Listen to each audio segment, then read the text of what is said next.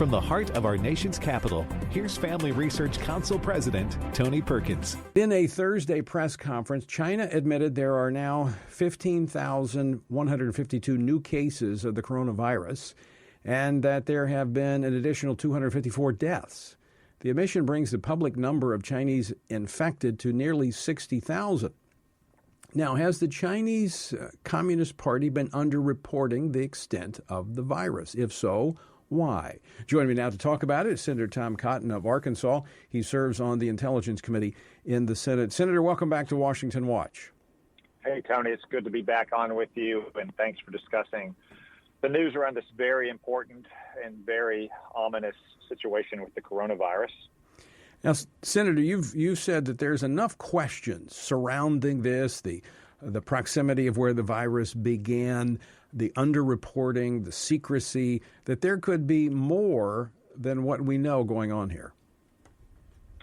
Tony, I fear there is. One thing we know is that the Chinese Communist Party has been dishonest and lacked transparency from the very beginning on these matters. The first cases of coronavirus became symptomatic in early December, yet they didn't tell the World Health Organization until the end of December. They continued to hide it from their own people for a long time.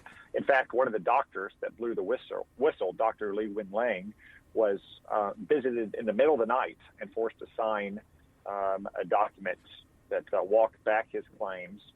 Tragically, he later contracted the virus itself and has just died in the last few days, leaving behind, sadly, a young child and a pregnant wife. But one thing that China has also not been transparent about, Tony, is the origins of this virus. Many of your listeners may have heard that it originated in an exotic animal market in Wuhan. That is almost certainly false. Respected epidemiologists and other scientists from China published a paper in The Lancet almost 3 weeks ago now that indicated that of the early cases, 14 out of 40 had no contact at all with that market. So that virus went into the food or animal market before it came out of that market. And given the fact that China has been so dishonest and lacked transparency to this day, we at least need to ask the question if there was some kind of breach at their biosafety level 4 super laboratory, which is only a few miles from that market. I don't know if that's the case, Tony, but given the circumstances, it is only reasonable to say that the Chinese Communist Party bears the burden of proof and ought to be forthcoming about exactly what was happening at the laboratory and exactly what they know about the origins of this virus. Now, this would not be the first time that we've seen something like this happen. In 2004, the SARS leak, that was a virus that leaked out in Beijing of a similar institute, led to the infections of many people. 2 technicians became infected who then spread it to several others. So, I mean, this theory, or these questions, I should say, have merit. At least they should be asked. That's right. There are precedents within China of their laboratories not living up to the standards of Western, and especially United States laboratories, even though on paper they are supposed to meet the same standards. We don't even know the full extent of what kind of research was being done in the Wuhan laboratory. We do believe that some research was being done on coronavirus, and it could have been entirely appropriate, Tony. It could have been searching for diagnostic tests or searching for vaccines for the family of coronaviruses. But the burden of proof right now is on the Chinese Communist Party because there are so many unknowns about this coronavirus, and they have been so deceitful and lack so much transparency thus far.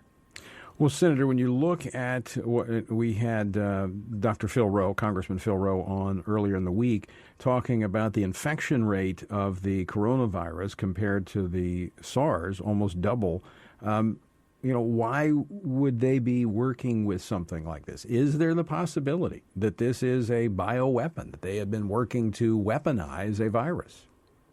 So you might say, Tony, if there is the possibility that it originated in the super lab in Wuhan, the scenario would be good science, bad safety.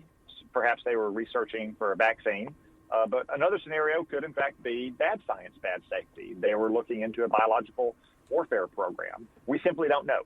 The Chinese government is not transparent. They're not forthcoming. They have consistently refused our offers of help to send our world-class scientists from the CDC and elsewhere in the United States to help get to the bottom of how this virus originated, which does have implications for how to diagnose it and how to vaccinate against it. So as I mentioned, they've come out with new numbers acknowledging now that 60,000 people have been infected, 254 new deaths reported. These are additional. So does that give you any confidence that we're now seeing this spike in numbers? Do you think those numbers are accurate, or do you still think they're underreporting?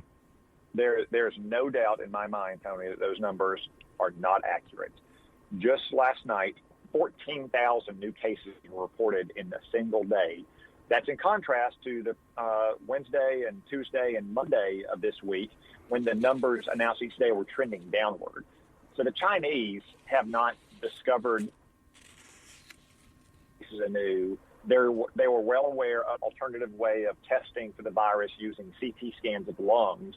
This is not scientific information that's being released. It is political information that the Chinese Communist Party is trying to manage for the purposes of public relations, both domestically and worldwide. You're listening to Washington Watch. I'm your host, Tony Perkins. So glad to have you along with us on this Thursday afternoon. Senator Tom Cotton of Arkansas, my guest, discussing the coronavirus, latest information out of China. Over 60,000 people now infected, or they're acknowledging that publicly. Senator, I know you've been in conversations with the president. Yesterday, we actually had Secretary of State Mike Pompeo on, touching on the topic, among other things, that we've reached out to China. As you mentioned a moment ago, we've tried to help. They've rejected a lot of those offers of help. The United States taking the necessary precautions to protect Americans here at home, right? Yeah, I think the most important precaution we could take, Tony, is what I advised the president to do a couple weeks ago, and what he did, which is to shut down travel from mainland China to the United States for foreign nationals. More than 20,000 people every day before this virus hit were landing in the United States from mainland China. It is simply too great a risk, given all the unknowns about this virus, how rapidly and widespread it's spread across China, how long the incubation period is, how contagious it is, what the mortality rate is. So I commend the president for taking that action. Of course, we are doing everything we can to help American citizens who are in China leave China if they want, subject to a quarantine back in the United States or a waiting period in a third country, because we'll always protect Americans who are in danger, and that includes in an outbreak zone. But the most important thing we could have done has been done, which is stopping travel between mainland China and the United States.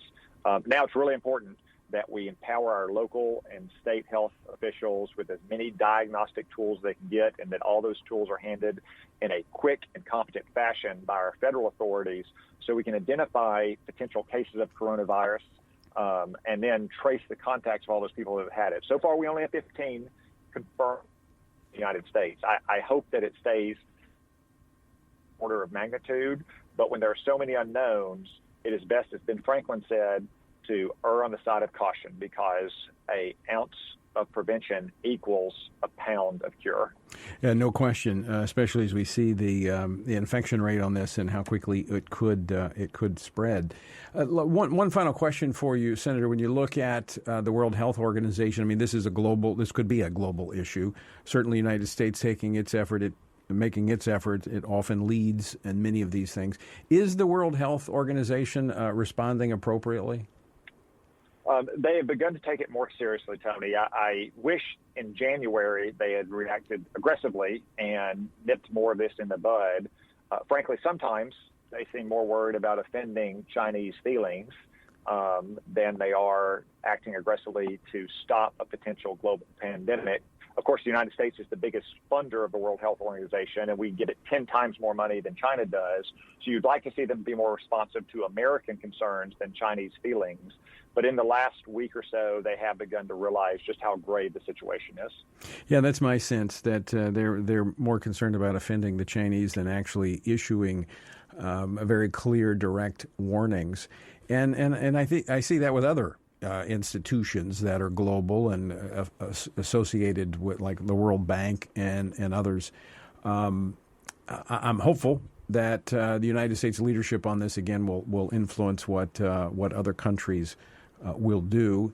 and that the Chinese will come forward with the truth and enable the world community to respond to this. I hope the Chinese are more honest and transparent on this. And in the meantime, in addition to hoping, let's all pray. Let's pray for the scientists and the doctors who are researching this matter around the clock to develop effective diagnostic testing and vaccines to protect all of us here in the United States and around the world. All right, Senator Tom Cotton, as always, great to talk with you. Thanks for coming on today.